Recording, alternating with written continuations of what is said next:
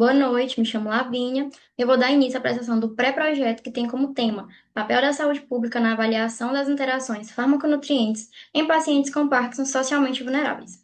Os componentes do nosso grupo são Daniela e Cristina, Guilherme Lustosa, Isabelle Vitória, Lavínia Vitória e Maria Gabriela. Alguns tópicos importantes nós citamos durante nosso pré-projeto, dentre eles, o envelhecimento populacional. Esse envelhecimento ele está fortemente atrelado ao crescimento acelerado da população idosa no Brasil. E esse crescimento ele acaba gerando um aumento na pressão sobre o sistema de saúde, visto que esse sistema ele é responsável por assistir adequadamente a população idosa. A polifarmácia e a interação farmaconutriente também é importante ser citado durante o pré-projeto, visto que hoje em dia é muito comum o uso de medicamentos simultaneamente. E principalmente nos idosos, acaba se tornando mais vulnerável às doenças crônicas. E a alimentação também, se ela não estiver ligada adequadamente com o tratamento, ela pode ter efeito negativo no uso do medicamento e nos efeitos dele, gerando consequências possíveis como desequilíbrios metabólicos e deficiências nutricionais, que acabam piorando o estado da saúde e também o efeito terapêutico. Outro ponto também importante que a gente trouxe foi a doença de Parkinson, que é uma doença neurodegenerativa, que ela acaba diminuindo a dopamina no sistema nervoso central. É uma doença que tem progressão em sintomas, a progressão dela é gradual, e os sintomas dela, alguns muito comuns, são tremores, incoordenação motora e alteração de movimento. Gerando impactos também negativos na vida dos idosos, como está representado nas imagens, tendo como consequência afeta a qualidade de vida e também a independência deles, porque eles vão ter muitos tremores e não vão conseguir realizar certas atividades. Outro também ponto que a gente trouxe foi o tratamento com a levodopa e as interações nutricionais. A levodopa ela é o principal fármaco utilizado no tratamento da doença. Ela é muito eficaz porque ela aumenta a dopamina. Porém, existem fatores que prejudicam o tratamento, como as dietas ricas em proteínas, porque as proteínas elas acabam reduzindo a absorção intestinal da levodopa. Então, tem que ser feito um tratamento adequado e um bom acompanhamento com o nutricionista para que a dopamina, a levodopa, quer dizer, ela tenha um bom efeito a longo prazo. Então, são necessárias estratégias nutricionais para que ocorra a melhor absorção e uma orientação também. Outro ponto que a gente trouxe foi a vulnerabilidade social. Essa vulnerabilidade está fortemente atrelada com a desigualdade. E a gente nota muito que tem muitos idosos que têm pouco acesso à informação e muito menos têm um tratamento adequado para essa doença. E é possível, tem dados que comprovam que regiões de baixa renda têm muita subnotificação de doença de Parkinson, porque eles não têm tratamento adequado e muito menos informação. Essa doença, ela também é influenciável pelas condições sociais e ambientais, por essa falta de cuidado. Existem consequências para esses idosos que estão em situação de vulnerabilidade. Eles têm mais acesso, podem ter mais contato com doenças, podem adquirir mais doenças. Então, é necessário uma integração entre a saúde pública, a nutrição e a farmacoterapia. A gente trouxe também outro ponto importante que a gente trouxe foi a justificativa do porquê que essa pesquisa é tão necessária. Nós queremos avaliar como a saúde pública ela atua no tratamento de idosos com Parkinson em diferentes níveis socioeconômicos, entender como ocorre a influência e o controle das interações do alimento, do medicamento, da desigualdade no tratamento e como isso é um fator relevante na evolução clínica, no tratamento a longo prazo. E esse estudo ele se torna inovador porque há uma escassez de pesquisa a respeito desse assunto, a respeito dos idosos com Parkinson, com a interação farmaconutriente e com a rede pública, com esse apoio. Então, nós queremos estudar profundamente sobre esse assunto e fazer pesquisas para que haja uma melhora no tratamento e para que os idosos tenham uma saúde a longo prazo de forma qualificada, tendo uma melhoria a longo prazo. Oi, gente, dando continuidade que a Lavínia acabou de explicar, eu fiquei responsável pela hipótese e pelos objetivos gerais e específicos do nosso trabalho. A hipótese do nosso trabalho é que esses idosos podem receber um tratamento incompleto ou insuficiente, principalmente no que diz respeito ao acompanhamento nutricional e farmacológico. Quando esse acompanhamento não acontece, pode surgir interações prejudiciais entre alimentações e os medicamentos, o que pode comprometer a resposta terapêutica e eficácia do tratamento. Portanto, a gente acredita que melhorar o acompanhamento pode trazer benefícios importantes para esses pacientes. Nos objetivos gerais, A gente busca entender como essa saúde pública atua no manejo das interações entre o medicamento e os nutrientes entre idosos com Parkinson em situação de vulnerabilidade. Ou seja, a gente quer analisar se esse acompanhamento realmente acontece e se acontece e com qual qualidade. E nos objetivos específicos, a gente divide o estudo em alguns objetivos que vão orientar as investigações de formas mais detalhadas. No objetivo específico primeiro que a gente trouxe, avaliar aspectos sociodemográficos de idosos com Parkinson, busca avaliar, incluindo, por exemplo, pesquisando a idade, a escolaridade, a renda, condições de moradia e entre outros fatores. Essa etapa é fundamental porque a gente consegue entender quem são esses pacientes que a gente está buscando e quais os desafios ele enfrenta no decorrer do seu dia a dia. O segundo objetivo é mapear as políticas públicas existentes que atendem idosos com doença de Parkinson em situações de vulnerabilidade. Ou seja, a gente busca identificar o que já está previsto na legislação e ou nos programas de saúde. A gente só busca o que já tem na legislação. No terceiro e último que a gente trouxe, é verificar como esses idosos acessam os programas de saúde pública que já oferecem orientações nutricional e farmacológica. Aqui eles analisam se eles conseguem chegar até esses serviços e se recebe orientação adequada e se há barreira nesse processo. Então, esses foram os objetivos específicos que a gente trouxe e os meninos vão explicar mais. Olá, gente, tudo bem? Eu vou falar agora um pouquinho a respeito do nosso referencial teórico. Eu vou falar um pouquinho daqui da definição, do contexto histórico, um pouquinho a respeito de algumas etapas do nosso referencial teórico. Primeiro eu vou falar um pouquinho a respeito do Parkinson, né? Que eu vou falar primeiro um pouquinho do contexto histórico dele, tá? Onde o Parkinson ele foi descoberto lá em 1817 por um médico, que é o James Parkinson, que ele foi notando ali é a perca motora em seus pacientes, né? Com o tempo. E com isso, foi descoberto que essa doença ela é caracterizada justamente pela perca neurodegenerativa de neurônios dopaminérgicos de uma partezinha da substância negra. Que a substância negra ela vai sendo começada em um dos nossos núcleos da base, especificamente no mesencéfalo, lá do nosso tronco cefálico, e se distribui em outras áreas do cérebro. E com essa perca desses neurônios dopaminérgicos, a gente tem ali muitos sintomas, principalmente, né, sintomas motores, mas a gente também tem sintomas ali neurológicos, ou ali, no caso, sequelas neurológicas, como, por exemplo, maior atribuição ali à depressão, à ansiedade, a distúrbios de sono, há também a questão do estresse, mas a gente sabe que a doença de Parkinson, a principal causa é justamente por conta dessa perca dopaminérgica desses neurônios, mas ela tem causas multifatoriais, como também genéticas, ambientais. Temos o próprio envelhecimento também, que é uma evidência que, principalmente em idosos, né, tem uma tendência muito maior a desenvolver, e também tem um possível início no trato gastrointestinal, onde a gente tem uma evidência que com a disbiose, isso pode acometer, né? Isso pode acometer ali a, o trato gastrointestinal, e com isso a gente pode ter o acúmulo de uma proteína mal enovelada, que é a alfa-sinucleína, que ela migraria pelo nervo vago e pode chegar até o cérebro, né? Pelo sistema nervoso central, e com isso a desencadear, né? Com o tempo, o Parkinson, porque o Parkinson é uma doença neurodegenerativa progressiva, mas isso não é de imediato, isso não é agudo, é com o tempo.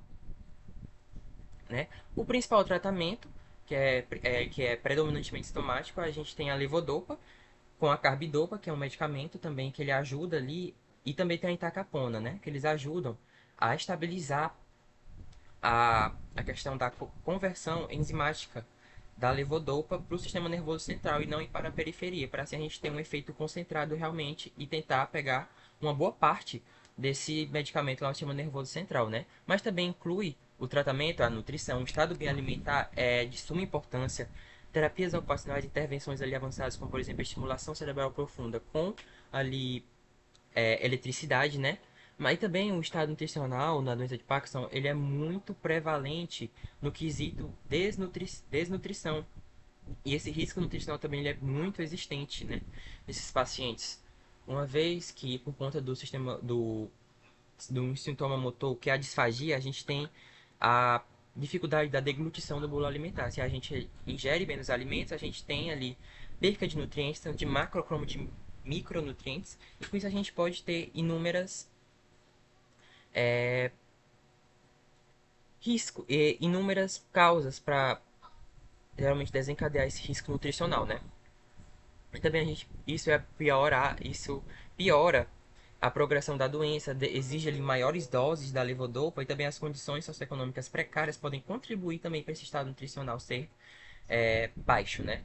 E também por conta que é importante falar que a levodopa ela compete com os aminoácidos da alimentação. Com isso, a gente também pode ter a piora se a gente tem ali essa estado nutricional, no caso ali, desprovido, a gente tem a piora da absorção intestinal lá da levodopa e isso chegar ao nosso sistema nervoso central.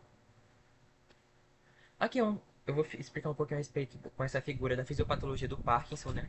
Onde é o que eu já tinha mencionado antes, os neurônios produtores de dopamina eles encontram-se na região chamada substância negra, né? Se distribuem para outras partes do cérebro. Como, por exemplo, cerebelo, a gente tem ali córtex, algumas outras áreas ali ventrais e etc. E aí, essa sinapse desses neurônios ela é caracterizada principalmente pela ação ali, falando de forma normal, atuando ali sem a doença, onde a dopamina ela tem uma função inibitória da acetilcolina, que é um neurotransmissor excitatório. Porém, por a gente tem o Parkinson, essa função ela é acometida de uma maneira grave.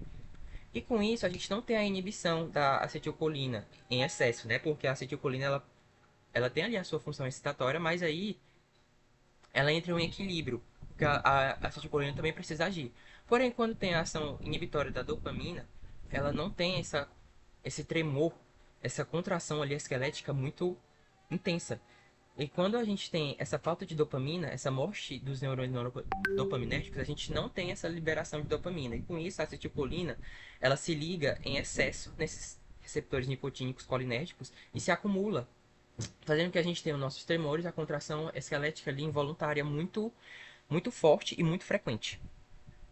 Com ali, aqui mostrando também só mais uma parte da sinapse, onde a gente tem a comparação de uma condição normal e do Parkinson, onde a gente tem ali a baixa disponibilidade de dopamina e a ação ali na fenda sináptica, né?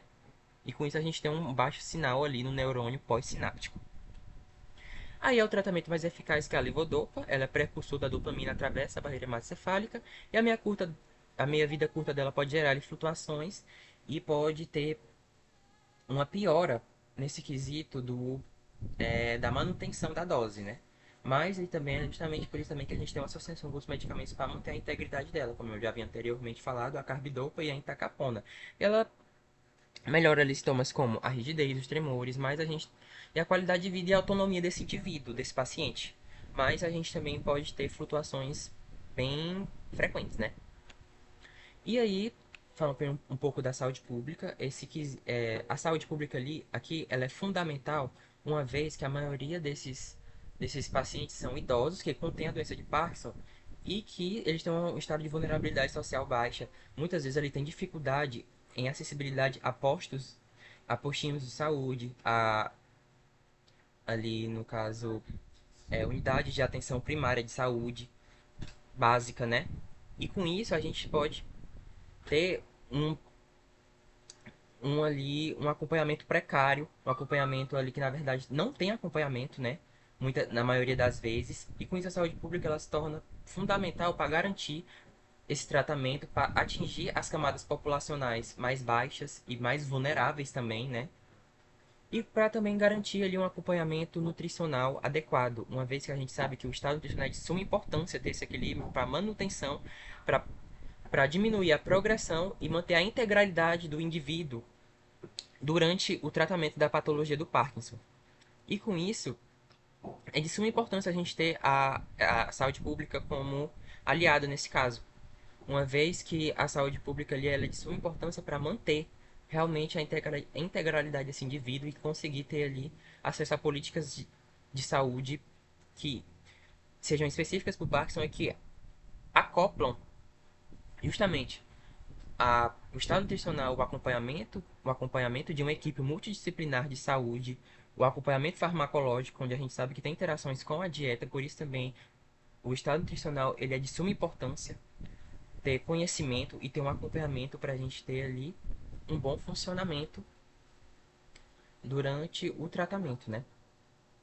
E com isso eu, eu encerro a minha parte e a respeito disso eu quero falar que é importante a saúde pública estar atrelada juntamente com isso, não só entender essa questão da fisiopatologia, mas também ter uma equipe multidisciplinar e o aparato da saúde pública nesses pacientes idosos. Olá, eu sou Isabelle Vitória e eu fiquei responsável por falar sobre a metodologia. Os tipos de estudo a ser utilizado foi o observacional, porque não houve interferência nas variáveis, apenas a observação e a coleta de dados. O estudo descritivo foi utilizado porque ele vai caracterizar o perfil sociodemográfico, nutricional e assistencial dos idosos avaliados. E o estudo é analítico porque vai buscar analisar relações entre as variáveis. A abordagem ela vai ser qualitativa porque não houve a preocupação com números, mas sim com a qualidade de informações. A população estudada ela vai ser utilizada, a população utilizada são com idosos diagnosticados com a doença de Parkinson que são atendidos na rede pública de saúde. E o principal foco, o principal objetivo é analisar como a vulnerabilidade social influencia o acesso aos serviços de saúde e de que maneira isso vai se relacionar com o manejo das interações entre medicamentos e nutrientes, principalmente no uso da levodopa. Temos também alguns critérios sobre as nossas amostras. É, aquele participantes que estão incluídos nesses critérios, idosos com mais ou menos 60 anos de idade, que esteja com diagnóstico clínico de doença de Parkinson e que faça o uso da levodopa por mais ou menos 6 meses de tempo. E o acompanhamento tem que ser exclusivamente pelo SUS. E quais são os critérios que excluem esses participantes? Aqueles que têm algum comprometimento cognitivo grave sem acompanhante, ou seja, não tem como o paciente ele ter algum comprometimento se ele não vai conseguir responder os questionários, os prontuários de forma correta. Então, ele tem que ter um acompanhante. Se o atendimento for apenas na rede privada, para ele ser incluído, ele tem que ter acompanhamento exclusivamente pelo SUS, que é uma rede pública. Condições de saúde também que podem acabar impedindo a avaliação nutricional. E a amostra não probabilística por conveniência é que os participantes, eles são selecionados a dedo, eles são escolhidos, ou seja, não é feito de forma aleatória. O local de coleta dos dados foi feito na Universidade Federal do Piauí, que é a UFP, e temos também a aplicação de um questionário bem estruturado, que utilizou a avaliação sociodemográfica. E esse questionário, ele vai utilizar dados como, por exemplo, idade, sexo, escolaridade, renda, moradia, indicadores de vulnerabilidade social, que esses dados, eles vão ajudar na organização, no análise das informações, para que seja possível traçar um perfil mais completo e mais detalhado da população estudada. Temos também um levantamento de políticas públicas, que vai ser utilizado a análise de documentos oficiais, a ideia é buscar materiais, estratégias, né, acompanhamento nutricional e farmacológico. E esse levantamento, ele vai verificar quais ações estruturadas já existem para poder apoiar essa população de idosos com doença de Parkinson. Também vai identificar lacunas que ainda estão presentes, né, para que seja possível identificar onde tem que avançar.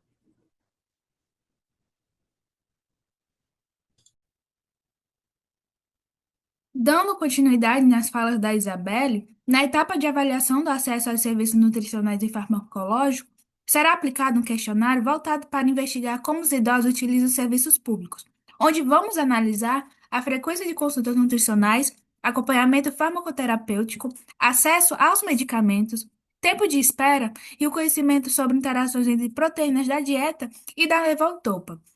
Quando autorizado, também faremos a análise de prontuários para verificar registros de orientações em incomorbidades também. Agora, sobre os aspectos éticos, o projeto será submetido ao Comitê de Ética na plataforma Brasil, segundo a Resolução 466/12, onde somente após a aprovação deles, os participantes serão informados sobre todos os detalhes das pesquisas e participarão de forma voluntária. É neles que eles vão fornecer o termo de concessão, onde está localizado no apêndice B, onde os participantes que desejam participar terão que assinar esse termo. Quanto à análise estatísticas, os dados serão organizados no Excel para análise descritiva e depois processados no SPSS, onde é utilizado o nível de significância de P menor que 0,05 e intervalo de confiança de 95%. Os riscos dessa pesquisa é um possível desconforto ao responder perguntas relacionadas à saúde, uso de medicamentos e situação socioeconômica, onde esse risco é considerado mínimo e será reduzido por meio de um ambiente acolhedor, onde terá uma equipe preparada para lidar com temas sensíveis. Os benefícios dessa pesquisa, os participantes terão depois acesso aos seus próprios resultados, o que pode contribuir para uma melhor compreensão do estado nutricional e para uma melhor consciência sobre fatores que influenciam sua saúde. E os resultados esperados estão muito atrelados aos nossos objetivos das pesquisas, onde é buscar identificar fatores socioeconômicos, o uso de medicamentos e o estado nutricional, como eles se relacionam na população estudada. Agora apresenta a parte do orçamento do nosso pré-projeto, onde é descrito todos os recursos que serão necessários para a realização da pesquisa, onde é considerado desde os materiais de consumo até o deslocamento para a coleta de dados. O objetivo desse orçamento é mostrar que o projeto é viável e que os recursos são compatíveis com o tempo e com a estrutura disponível. É, Esse é o cronograma previsto para o desenvolvimento do pré-projeto e da futura pesquisa, onde as atividades são separadas mês a mês durante de um espaço de tempo de um ano, onde vai desde a revisão bibliográfica até a redação do relatório final, onde a intenção é demonstrar que o trabalho foi planejado de forma sistemática, respeitando o tempo necessário para cada etapa. Com isso, mostra que o projeto não é apenas relevante, mas também executado. Aqui é o nosso apêndice A, onde apresento o formulário que será utilizado como instrumento de coleta de dados, onde foi elaborado para monitorar as interações entre medicamentos e nutrientes em pacientes com doença de Parkinson, além de levantar informações sobre perspectiva de saúde pública e o perfil socioeconômico dos participantes. Esse instrumento foi utilizado porque permite uma coleta de dados direta, objetiva e padronizada, assegurando maior confiabilidade aos resultados. Esse é o nosso apêndice B, onde é o termo de consentimento livre e esclarecido, onde esse documento é essencial para qualquer pesquisa que envolve seres humanos, onde ele explica o objetivo do estudo, os procedimentos, os riscos, os benefícios e os direitos dos participantes e dos pesquisadores. O TSLE garante que a participação é voluntária e que os dados serão mantidos sob sigilo e que os participantes podem desistir da pesquisa a qualquer momento sem nenhum prejuízo. Esse é as nossas referências, né, utilizado em todo o nosso pré-projeto. E é isso. Muito obrigada.